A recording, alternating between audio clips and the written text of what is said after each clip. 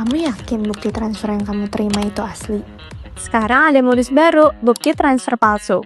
Modusnya itu kayak gini. Pertama, pelaku akan menggunakan metode pembayaran kris atau transfer bank. Tapi bukannya benar-benar transfer, mereka memanfaatkan bot atau aplikasi tertentu untuk membuat bukti transaksi palsu.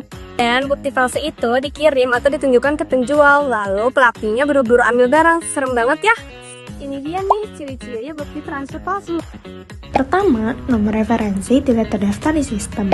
Kedua, waktu transaksinya nggak sinkron. Ketiga, screenshotnya terlihat buram dan dana tidak tercatat di mutasi rekening kamu. Kuncinya nih sahabat, screenshot bukan bukti utama transaksi. Supaya tidak tertipu, pertama selalu cek mutasi rekening secara langsung. Lalu aktifkan notifikasi transaksi di ponsel kamu. Ketiga, gunakan kris resmi yang langsung terhubung ke rekening kamu dan cocokkan nomor referensi serta tanggal transaksinya. Digital payment itu memang bikin hidup jadi praktis, tapi jangan sampai dimanfaatkan oleh penipu ya. Cashless boleh, tapi jangan sampai careless ya. Yuk jadi konsumen cerdas peka bertransaksi.